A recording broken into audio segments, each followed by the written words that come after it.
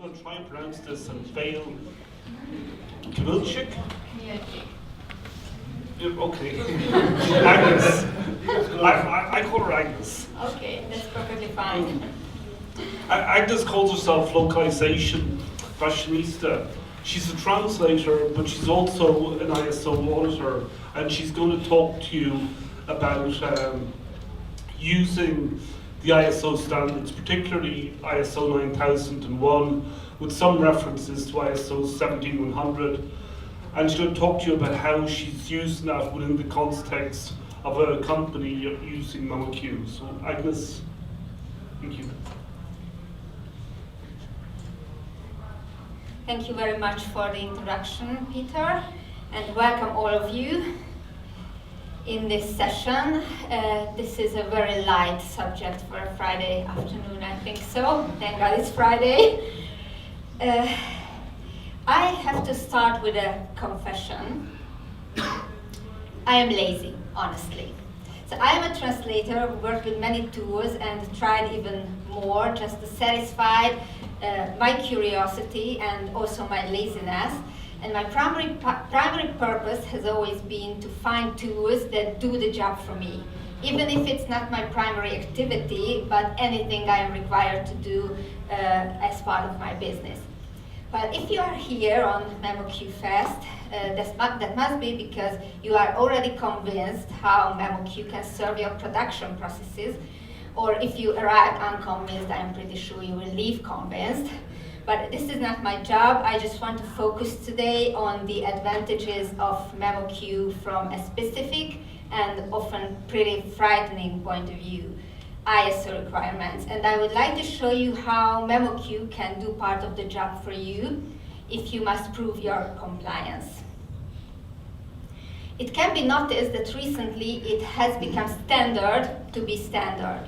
What do I mean? Standardization is becoming a standard because from this point of view, standardization is the quality lingua franca, the common language you both speak, both your client and yourself, or your translator and your agency.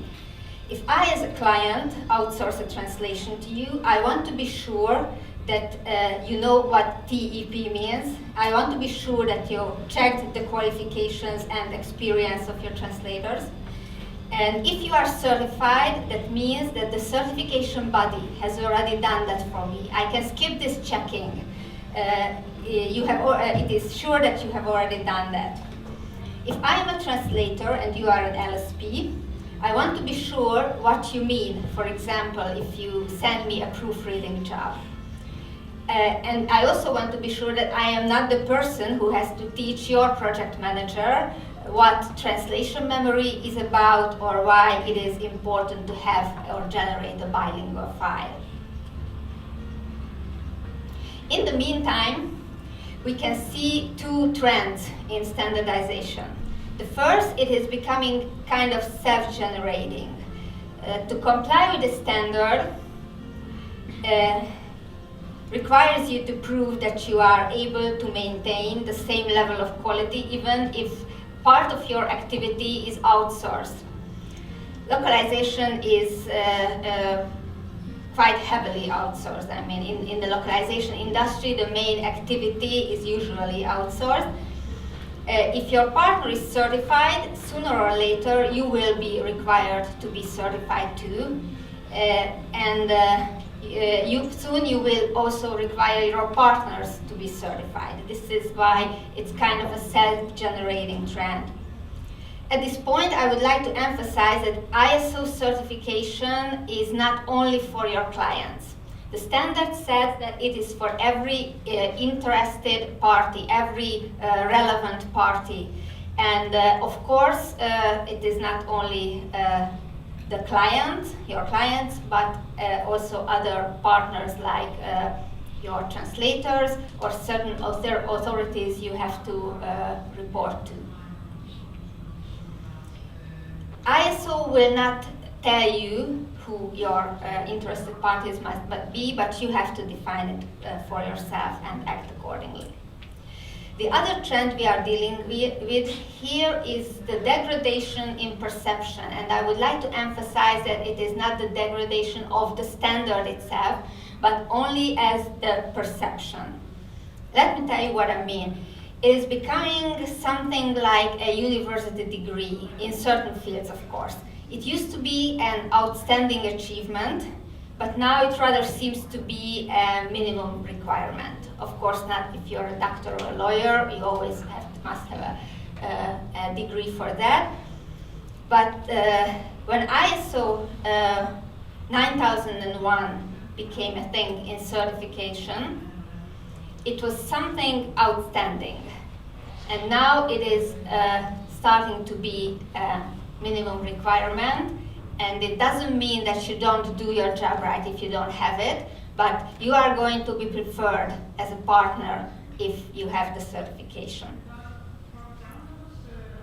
This presentation is not about one particular standard. On the slide, you can see the standards currently most relevant to the localization industry. The 9001 is standards of all standards. It's kind of a basic standard and it is accredited. And its relation to the other standards is that the 9001 is stricter, but the others are more specified to the industry. The other standards are for post-editing, the machine translation, and the interpretation. They are not so widespread at the moment, but they are becoming more and more relevant every year. What is the relation of ISO 9001 and the more industry-specific standards? Yes, this is what I have mentioned, that the basic standard is stricter but not less specific. And there is a wide overlap between them, the major standards and all the other standards I have just shown you. So no surprise that you can ask for an integrated certificate from your certification body, and it is quite a good thing because it saves you a lot of time and money to have one audit for several different certifications.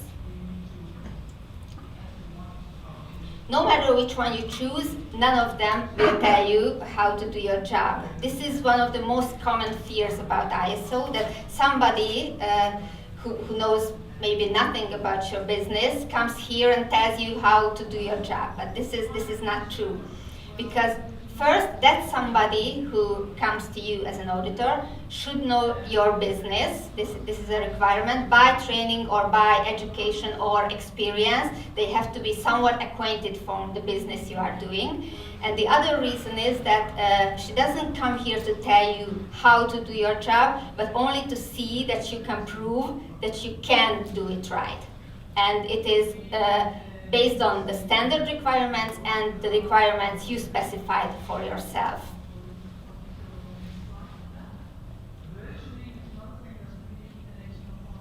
So the standard says that you must prove you do it right. It gives you criteria to prove it, and basically it tells you that you have to prove you are aware of the requirement, be it legislative, productional, procedural, or your client requirements. You care, so you are dedicated to fulfill these requirements. You know what it takes to fulfill them, and you can present evidence to prove that you are able, aware, and care. And if you don't have it, it still doesn't mean that you do not do your job well. I will keep on emphasizing this because people often ask me that, okay, if I am not ISO certified, does it mean that I am not perceived as a professional? Of course not. You are still a professional, but this can be an advantage and an organized way to prove how professional you are. Oh, sorry. How can I prove that? That I am aware, I care, and I know what it takes. How can I present evidence? And the key word here is the documentation. And I know that this is pretty frightening sometimes. I mean, people still think that they have to write a kind of a book or some huge, many page documentation. they have to write all about the practical procedures and stuff like that. But it is important to know that it doesn't necessarily have to be a Word file.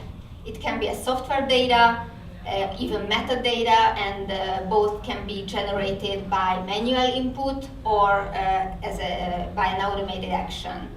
And this is where your software is starting to help you, not only in your production procedures, but also in your ISO compliance. This is where MemoQ will become not only a CAT tool or a kind of a translation project management tool, but also a tool for your ISO documentation. There is no time to list every feature that serves your documentation requirements, but my purpose here is to show you some useful examples, and I encourage you to keep on looking, dig deep into the tool and find similar features that can help you.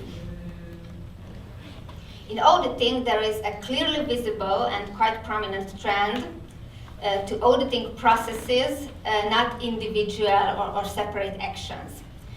Those of you who have already took part in auditing might remember that the auditor asks you to show a certain project from point one to wrap up as a whole process. And in an audit, in most cases, we go from one room to another.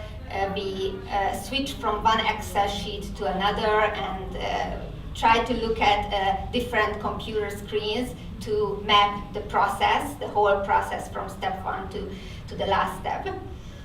And with the strong process approach MemoQ represents, the whole production process can be demonstrated on the screen in this one single software.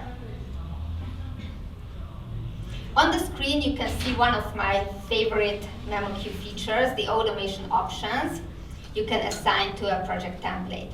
Why does it matter from audition point of view? Because these options, all of them, mitigate some kind of risk. And what is the strongest proof that you are aware of a risk? That you have preventive measures. And if they pair up with an advanced tracking system, you have already become kind of a pin-up on the pin-up LSP or pin-up translator on the auditor's wall. You can even show the whole process to your auditor delegated by the certification body with one full-range automated project as a sample. It is even possible to just create a demo project and click projects to start a project, and all these automated actions can run themselves in the background under the hood, and everything is in control if the template itself is prepared properly. The example on the screen is taken from a project template of mine where I defined how certain actions should follow one another in the process. And it is a good feeling because I feel kind of safe that I don't miss a step, I don't forget anything. So it is, if you don't deal with auditing at the moment, they are also very useful for your peace of mind. Okay, sorry, just a second. So I'm pretty sure that MemoQ did not develop its software for ISO compliance, but the process approach is a clearly visible purpose behind the software development, and that happens to be one of the core principles of almost every ISO standard. So this is actually a 101% match, a perfect match, or context match even. Let's see another sample requirement. Competence. The auditor will surely investigate how you determine, check, and improve your team's competence. If you rely on a software, and most of your outsourced procedure rely on a software too, because if you invest in MemoQ, you probably start to ask your translators to work in it. It takes an advanced level of acquaintance to remain on the safe side. Well, hands up who have an in-house trainer or organized MemoQ training in the organization. Great, but even if you don't, you won't get into trouble because MemoQ have a very strong support in providing your staff and partners with the necessary training materials. The auditor will most probably ask you questions like, how do you define what your employees and partners must know about MemoQ? It is relatively simple. You can refer to the training materials you can see on the screens. A more complicated question is, how do you measure that your PMs and external partners do have the necessary defined competence? Do you have tests, or do you give them time to update their knowledge? Do you require your staff or partners to earn CDP, the credit points, continuous professional development credit points? And before this presentation is becoming quite a victory march, let me point to a room for some improvement, because there is one tiny non-compliance with MemoQ about competence. Because the company provides all these tons of training materials, but none come with a certificate. You are here on MemoQ Fest, and you don't earn CDP points. This is not a problem for yourself, because of course you don't sit here for a paper or for points. But when your auditor enters your office, they always say, okay, great, excellent. You attended this course, you attended conference, you attended different training sessions, and they will ask you to show them a certificate. So please, MemoQ, issue certificates for MemoQ Fest, or even any, especially for master classes and any other trainings you organize or you share with users on the website. I will write it now. Pardon? I will note it like I will write it. Thank you very much. Okay, user feedback. I did receive a certificate many years ago There from the used to master be, class. there used to be, and I don't know if Peter knows a lot about it. A bit more finger. Certificate and training. Yeah, they're lovely. The auditors love them. Sorry? Yeah. The auditors love them. Yeah, this is a problem I often run into, that people are very well educated, go on trainings regularly, and when I ask them to show the certificate, they cannot, because, okay, I didn't receive a certificate. And for you it is okay, because the knowledge is already in your hand, and especially if you can apply it in practice, that's excellent, but the auditor will need the I can certificate. shortly share my auditor accepted badges. Really? Okay. Okay, that's quite a good idea actually. So, yeah, you will not fail on your certificate because you don't have the papers, but the auditor will ask you to start to collect them one after the other. The standard sets up strict communication requirements about information the organization must communicate to its relevant interested parties. Your own staff, your clients, your partners again, or maybe even the authorities you must report them. The underlying principle is to have well-defined and consistently used communication channels within your organization. The standard first defines that you must communicate, what you must communicate no matter what, instructs you that you have to define everything else you need to communicate based on the activity and structure of your organization, and it instructs you to describe how you ensure the flow of information. How do you communicate to your translator the importance of a strict source-target consistency, for example? You can uncheck the checkbox of allow multiple translations in the TM, for example, and the job is done for you. Of course, this is not the only way. I'm just picking examples here. How will your project manager know which translation memory is to be used for a certain client or a certain project? If you have a proper naming convention and metadata management, you can create project templates that will automatically assign the correct language assets to the project. How will you as a translator know if you should translate something that has a meaning but seems to be some kind of brand name, or if you are uncertain what it is? It can be added as a non-translatable And again, you are already on the safe side. How can you communicate feedback to your external translator business partners? Or in other words, how will you know what kind of mistakes a translator made? You can send them as the feedbacks or the mistakes as a bilingual RTF file with track changes. You can send them as an exported Word file that will show the modifications also as track changes. And you can also send them as an LQA report generated from MemoQ if you want to assign a threshold or specific target numbers to their expected performance. We are getting back to the scary part with the documented information. When I say you will be required to show documentation, this documented information is the same, and we still don't talk about only typed text or Word files or books. We can be compliant by metadata or software data too. Software data is documented information if it is recorded, stored, retrievable, and trackable.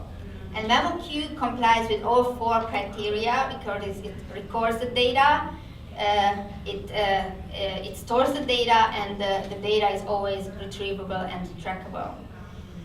Your quality management system shall include documentation required by the standard or determined by your organization as being necessary. Let's see the most basic example. Is it necessary to track who worked on the project? Is it necessary? Yeah, right? Can you see in MemoQ who created the project? Yeah. So we are again already on the safe side. Can you see who was assigned to the project as a translator? Again, yes. You can click the people menu and it will be recorded there. And can you tell who synchronized the project last time? Again, yes. The history and the versioning function will help you with this. And these are questions the auditor will ask you when they examine your processes and procedures. Can you see who has the authority to update the translation memory? Again, you can set it as a permission setting, and there it is. You can see who had the authority. These are some of the questions your auditor might ask you about the documented information. There will be many more, I assure you. But on some points you are already cleared without typing a single word out of the software, proving your compliance by the software data itself. The standard requires you to bring your externally provided, or in other words, outsourced processes under the control of your organization. What does it mean? You can't tell that I am not responsible because it was done by a translator or a friend or somebody.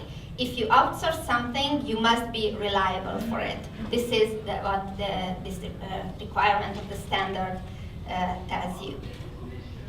How does MemoQ help you in that?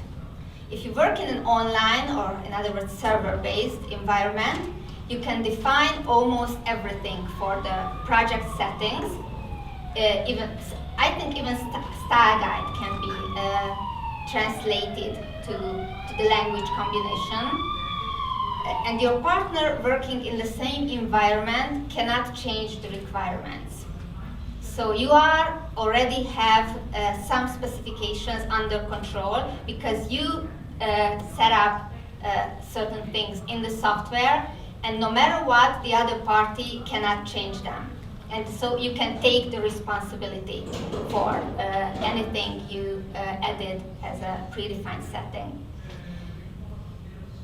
For example, with correct QA settings, the partner would be unable to deliver the file if anything does not comply with the settings.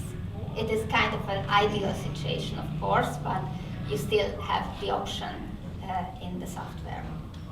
The standard requires you to identify your outputs, the status of your outputs, and provide unique identification when traceability is a requirement.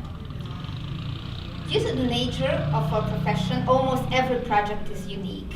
There can be similar ones, of course, but if you receive the same file from the same client, everything looks to be the same, you get suspicious, right? You will call the client or write an email that, okay, come on, this seems to be exactly the same as last time, what's going on? So most of the projects will be unique, even if just in a tiny bit or a brand name. So that requires unique and individual identification of the projects. With the intricate metadata background and with due discipline, of course, with metadata and naming conventions, and the versioning options in MemoQ, or some project template automation settings, MemoQ provides the identification and traceability for every project you are doing, so you are fully covered throughout the production phase. Internal audit is kind of a sensitive subject in our industry. Many of the non-compliance reports honestly come from some missing features of the internal audit. It is kind of a challenge in a small business structure because many of the agencies cannot employ an auditor. It doesn't necessarily take an auditor, of course. It can be a member of your staff, well-trained in auditing methods, or even a managing director or the leader of the operative leader of the company. But the problem is that nobody is allowed to audit the procedures they are involved in. So maybe you can audit 90% of your procedures, but you cannot audit the ones you are doing. If internal audit does happen, it is usually done by the managing director or a quite overloaded colleague. And without proper training about the organization quality management, it is quite a risk that your internal audit will not be complete. Let me share some other examples now from... We're running out of time, and if you're going to go into 1700, you will not have time. This is only one slide, so it's okay. So yes, just some examples, and I will not add too many details because you will see how much they overlap with the ISO 9001.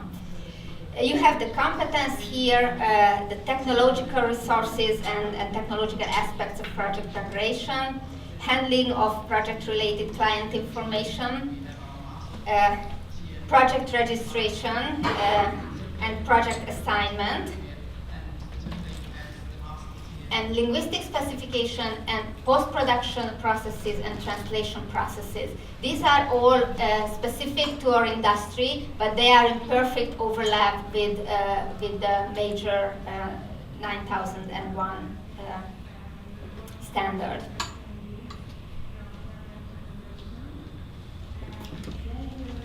Let me share just very quickly the translation process example, because this is the main procedure of our job.